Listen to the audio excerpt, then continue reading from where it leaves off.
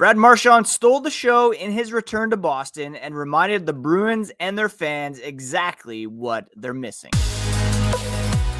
You're Locked On Bruins, your daily podcast on the Boston Bruins. Part of the Locked On Podcast Network, your team every day.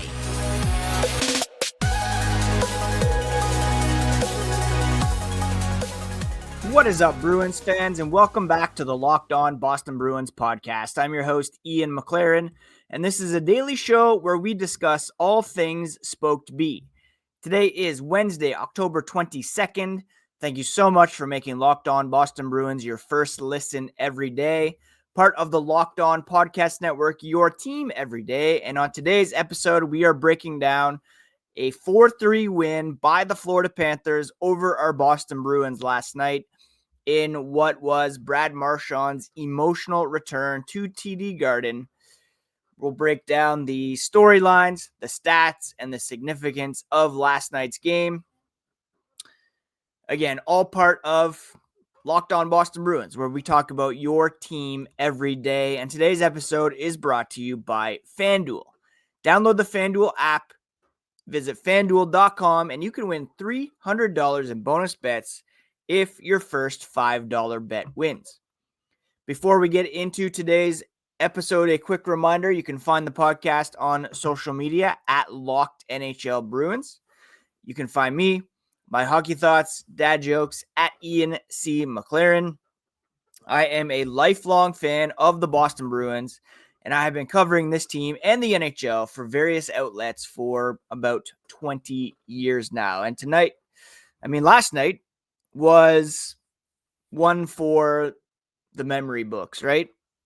Brad Marchand making his return to TD Garden for the first time since being traded about 7 months ago.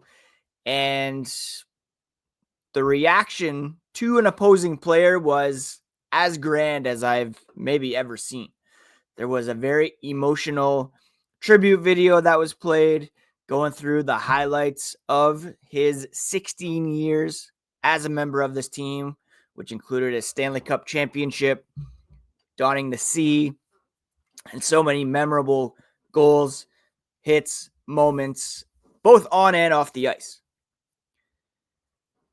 Marchand was clearly emotional during that tribute. I wouldn't even say emotional, like he was basically weeping on the bench, coming out on the ice, giving the crowd a wave, and the ovation was justifiably long. This guy just embodied what it meant to be a Boston Bruin over the last decade and a half, and reminded us of what we're still wanting from this team. Not only did he have that moment, but he also came up big with a couple of assists in a 4-3 win for his team, where they were able to end their 4-game losing streak, and the Bruins had their 4-game losing streak extended to 5. I shared during the game on social media that, I get why Brad Marchand is no longer a Bruin, but at the same time, I hate that Brad Marchand is no longer a Bruin. You can very much argue that he should have finished his career in black and gold, that the Bruins should have done everything they could to keep him around, sign him for as long as he wanted to keep playing at a reasonable rate, and allow him to play out his days here with Boston. At the same time, you can see that the Bruins needed to turn the page on that era, and they need to look further into the future. And trading Marchand helped them to finish very low in the standings and to draft James Higgins. His subtraction from this team, obviously, if he were on the Bruins right now, they would be a better team. They're lacking secondary scoring. They're lacking kind of that bite that he brings to the lineup, that edge, that swagger. And he still clearly has some game left in the tank, right? He's got now almost a point per game average here for the Florida Panthers, with 3 goals, 5 assists through. Actually, he has it a point per game. He's on pace for 31 goals, 51 assists, 82 points. Now, that would be the best total he's had in the regular season in a few seasons now. With the Bruins, he was on a bit of a downward trend in terms of regular season production. He had 87 points in 2019-20. He had 69 points in 2020-2021, 80 points again in 21-22. But even in that record-breaking season a couple of years ago, only 67 points, 67 points in 23-24, 47 points in 61 games with the Bruins. So far off that point per game pace that he had achieved, 5-6 years ago now. So he's clearly rejuvenated a bit in Florida. He's being relied upon even more right now because of injuries to Matthew Tkachuk, Alexander Barkov. But the Bruins could use a guy like him. If they had a line of Marchand, Lindholm, Pastrnak, no disrespect to Morgan Geekie, who did chip in last night with a late game-tying goal, but that would be an upgrade. Put Geekie with Zacha, whoever. The reality is the Bruins will be better off, but they wouldn't be. It's kind of short-sighted to just allow him to keep playing out his days and just keep living the Brad Marchand show here for the Boston Bruins. Now, obviously, they took what they would have invested in him and spread it out throughout the lineup, signing Tanner Jeannot, Sean Kuraly, Mikey Eyssimont, bringing in Victor Arvidsson. Maybe that was the plan, to continue to try to look towards the future. And I pushed off the barometer for this week till tomorrow because there was so much to talk about from last night's game. But even early on, we're kind of veering more towards buy, sell, or hold in the middle. We're veering more towards sell, right? And I could see a scenario this season where Pavel Zacha's gone, Casey Middlestat, Victor Arvidsson. These guys are all traded away. And the process that was started last year with Charlie Coyle, Brandon Carlo, Brad Marchand continues, and they accrue more assets, picks. That's the smarter play. That's the logical play for a team that has peaked and has seen this great period of success come and go. It's hard to swallow when you still have David Pastrnak out there in his prime. And that could be a discussion for another day as to whether he should be part of this rebuild, retool, whatever you want to call it. But Brad Marchand, at his age, is already 37 years old and clearly was not part of the future of this team. They were holding on to a bygone era where they had that success in 2011, weren't able to recapture that. You always want to see them get one more. They had a chance in 2013, had a chance in 2019. That was probably realistically the last kick at the cup for that remaining core of Bergeron, Krejci, Rask, Chara. They had a great opportunity in 2023. Who knows what could have happened if Marchand scored in Game 5 in overtime or prior to, at the end of regulation to if he had beaten Bobrovsky, the Bruins would have won. Could have been a very different story. But this is where we're at now. And it's good for Brad Marchand. He's thriving in Florida. He seems very happy. At the same time, obviously deep connections to Boston. He clearly misses it. He was very appreciative of the fans and their response. And he kind of embodied what it meant to be a Boston Bruin for so long. And the Bruins are lacking that right now. They can't catch a break, as we saw near the end of last night's game. And they're really struggling right now after losing 5 games in a row. Brad Marchand did indeed steal the show with his 2-assist performance last night, as well as his emotional reaction to that very fitting tribute video. And we're going to discuss some more of the stats and the significance of last night's game for the Boston Bruins here as the podcast continues.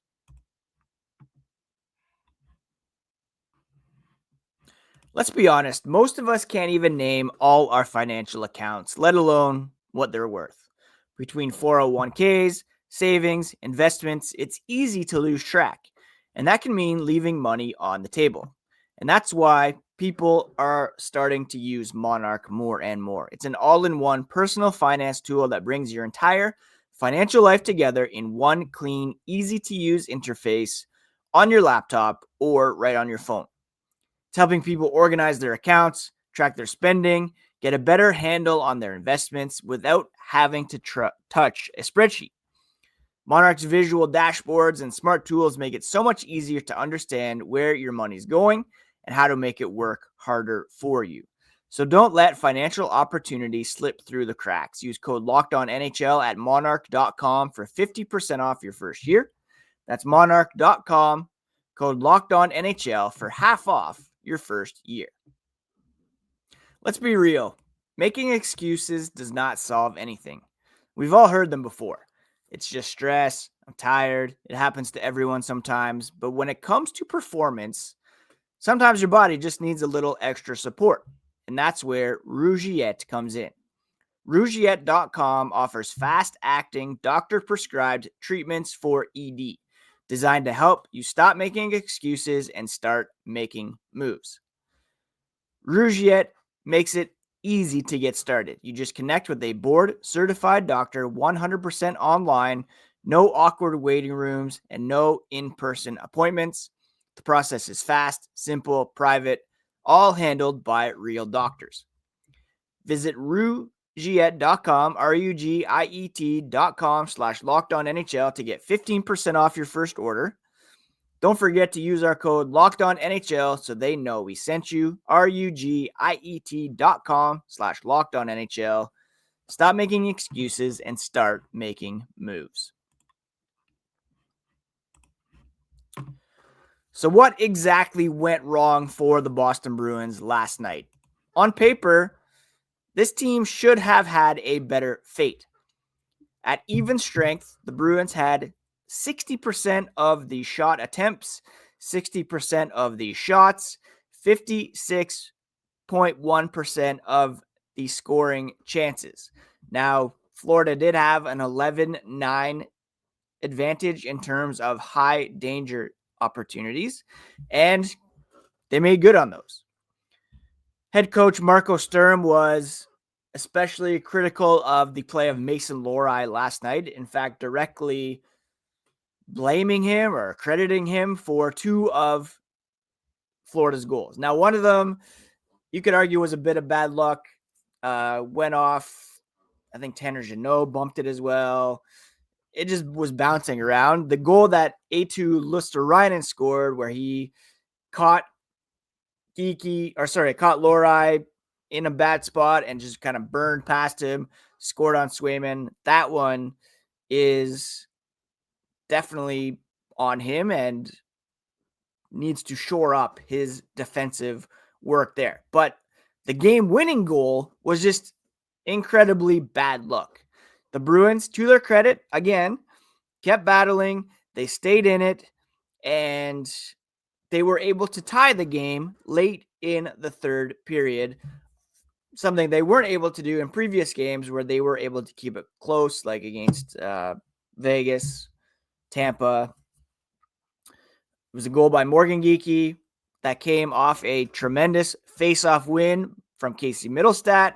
He set up Geekie for the goal.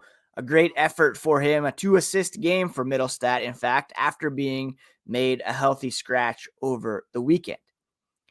And then moments later, Carter Verhaeghe comes down, hits the post. It bounces off Andrew Peeke and into the back of the net. And that was all she wrote. Some good puck luck there for the Florida Panthers, to be sure, in a game that the Bruins, again, should have had a better fate. They outshot Florida 31-23. They were able to kill two penalties for or two power play opportunities for Florida. Unfortunately, they only went 1 for 5 on their own power play opportunities. And again, if you connect on one more of those, then you're golden. They had Sam Reinhart and Evan Rodriguez go off for what was it?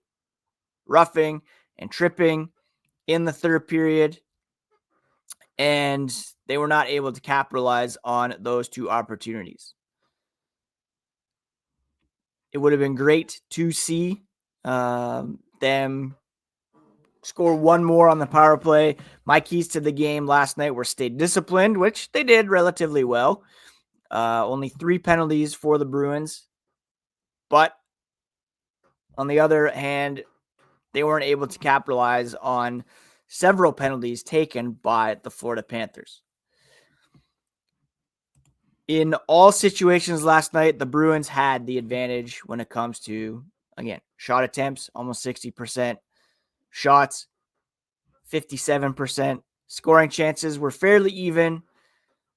High danger chances, those were mostly done by the Florida Panthers. They had 60% of the high danger chances. So while the Bruins were getting the puck on net and getting their attempts and opportunities, Florida was better at creating those high danger opportunities, and they made good on them. Whereas the Bruins, could have used a bit more, again, of what Brad Marchand brings to the table. That creativity, that playmaking, getting into high danger areas, and helping set up his teammates for success. We can talk about the logic behind trading a guy like Brad Marchand, but the reality on the other side is you miss a guy like Brad Marchand, who even at 37 years of age is proving that he can still be a very effective player. Both things can be true at the same time here, is what I'm trying to say. Again, it was encouraging to see Casey Middlestat out there with a couple of points for the Bruins after being scratched over the weekend. We need to see more of that scoring from the second line, and we did get a nice goal from Pavel Zacha. Elias Lindholm chipped in. Morgan Geekie scored as well. 2 points from Middlestat and Zacha and David Pastrnak to lead the way for the Bruins. Mason Lohrei on the back end, where there were no points recorded at all from the team's defense. He was a -1 on the night, as was Andrew Peeke, Charlie McAvoy. Hampus Lindholm was hoping to play in this one, but he determined early in the day that he was not able to go. When he can't come back, it's perhaps an opportunity for Mason Lohrei to take a seat, have Jordan Harris in there instead, or maybe they need to move Lohrei off the top pairing, put him with Andrew Peeke or Henry Jokiharju, and just ease his load a little bit. I don't know, whatever they can to shelter him a bit. The Bruins had 11 takeaways compared to only 2 for the Panthers. Panthers gave the puck away 18 times. The Bruins gave it away only 15 times. Blocked shots, though, a huge advantage for the Panthers. They were just out there being a bit scrappier. They had the blocked shot advantage as well as the hits advantage last night. And those extra efforts are what can really set you apart on any given night.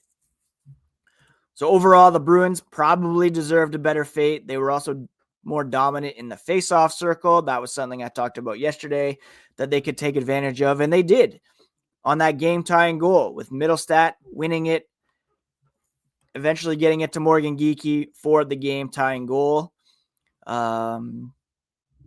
Marchand with the emotional response.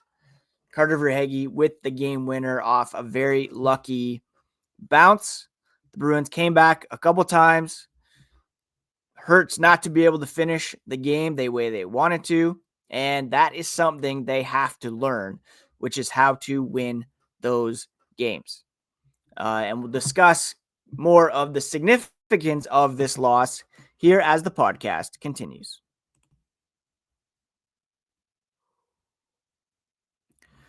Football season is well underway. The NBA's going as well.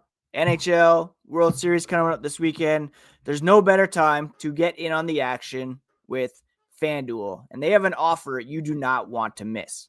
Right now, new customers can bet just $5 and get $300 in bonus bets if you win. That's right, just pick a bet, put down $5, and if it hits, you'll unlock $300 in bonus bets to use across the app. People love using FanDuel because it gives them so many ways to play. You can build parlays, try player props, even follow live lines during games. It makes watching football even more exciting when you've got a little something riding on the action. Whether you're a casual fan or love diving into the stats, FanDuel makes the game day experience so much better. So what are you waiting for? Visit FanDuel.com to download the FanDuel app today and get started. Make a $5 bet. If it hits, you'll get $300 in bonus bets to use across the FanDuel app.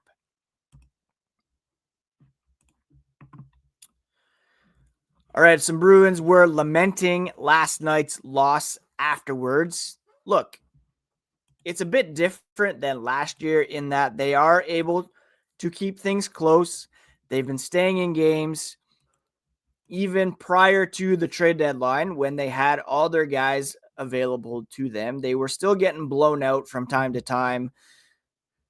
The last 4 of the last 5 losses in this streak have all been 1-goal games. Unfortunately, they haven't been able to get any points out of this, but they've still been keeping it close. But that's only encouraging for so long, as Morgan Geekie said after the game. They tossed a few away on the road trip. They're sometimes undisciplined. The power play isn't working. Then the penalty kill does an awesome job. The power play gets one in the third period. They battle back, and it doesn't go their way in the end. At some point, something's got to give, and we just have to figure out how to play a full 60. David Pastrnak kind of echoed that, saying, most nights it's our own doing, and that's something we have to fix. We can't be playing from behind or making those mistakes every night. Marco Sturm likes the fight the Bruins have been having, noted they don't quit, but he wants to see them start on time in order to avoid playing from behind. He wants the players to, quote unquote, get on the bus of playing a full 60 minutes. That's still missing for a few. That's his job moving forward to get everyone on board. Now, again, this has been an incredibly difficult stretch for the Bruins in terms of the schedule. Tampa, Vegas, Colorado, even Utah, now Florida. These are all pretty good teams. 4 of those 5, Utah, have legit Stanley Cup aspirations this season. The Bruins are not on the same level as those teams. And let's be honest, they weren't last season either, with some of these beloved Bruins still in the mix. They'll next play Anaheim, which should be a winnable game, although Anaheim is much improved. Then they play Colorado again with Ottawa, Sons, Brady Tkachuk, the Islanders, and the Sabres on the schedule for next week. So hopefully they can take these lessons into the end of the month and finish out strong here, because already they're really slipping in the Atlantic Division standings. With Florida winning last night, they passed the Bruins. The Bruins still are 5th at the moment, ahead of Ottawa, Buffalo, and Tampa, but only 2 points out of the basement. And this 5-game losing streak, I believe, is the longest. Actually, no, sorry. San Jose, Calgary have both lost 6 straight games. So the Bruins not the losingest team in the NHL at the moment, but still not great, and helped only by the fact that Senators have lost a couple in a row. Tampa's lost 3 in a row. The Sabres and Leafs lost their last 1 or 2 as well. The Detroit Red Wings, the hottest team in the league, in the NHL, they've won 5 in a row to sit atop the Atlantic Division. So the Bruins, it feels like we're on the verge of a repeat of last season. It's easy to get down on this team, especially after having watched Brad Marchand come into the building, drop a couple of assists, steal the show, and remind the Bruins and their fans what once was and what still should be. But at the same time, it's been a very difficult stretch of opponents for this team. They have been able to hang in there, and hopefully at some point they can put it all together for a full 60 minutes and start racking up some W's here so that we can all move on and feel a bit better about where this team is moving forward. Right now, the Marchand stuff, still very raw, still very painful. We would love to see him in black and gold, still contributing in many ways for the Florida Panthers as a leader, both on and off the ice, as their leading scorer, averaging a point per game. The Bruins sure could use a guy like Brad Marchand right now to tip the scales in these close games early on this season. But if you look back at where he was, where the team was at the trade deadline last season, you can, and of course the dividends of being able to draft a guy like James Higgins, who could very well be the next guy who in 20 years we're talking about as one of the great Bruins. That's a lot of expectations to heap on him, but he is that good and can be that good. You can see both sides. Again, I hate that Brad Marchand is not a Bruin, but I also get why he's not a Bruin. And wasn't just Don Sweeney's decision. It went up to Cam Neely, the Jacobs family as well, all of whom decided it was time to start turning the page on a new chapter. Not reading the best at the moment, but it's not all doom and gloom because the Bruins are staying in games. They're being competitive so far this season, not getting blown out, and there's some relief on the horizon in the form of some easier games. To cap things off, thank you to Brad Marchand for all the memories. Thank you for coming on this podcast once to chat. Thank you for the good-natured ribbing on X when you were on there. It's all part of the experience. We know, we love him. We wish him all the best in Florida. It sucks to see him continuing to thrive with the Panthers, the one team maybe that we wish he wasn't on, with maybe the Leafs as well. But that's just how it played out. And it sucks. We miss him. Wish him all the best. And continue to believe in and root on this current version of the Boston Bruins, because these decisions were not in their hands. And they're still going out there, for the most part, trying their best. And hopefully things turn around soon. On tomorrow's podcast, we'll do our Bruins barometer. We'll preview the game against the Anaheim Ducks and bring you all the latest on the Boston Bruins, because that's what we're all about here on the Locked On Boston Bruins podcast. Your favorite team every day. Everydayers, of course, subscribe on their favorite podcast apps and on YouTube. They also check out the Locked On NHL Game Night podcast as well. Every game, every night until a Stanley Cup champion is crowned. You can find local analysis on a national scale over there. Find it on the YouTube Locked On NHL, wherever you listen to podcasts. Please take care of yourselves, friends. Take care of each other. We'll talk to you again here on the next episode of Locked On Boston Bruins.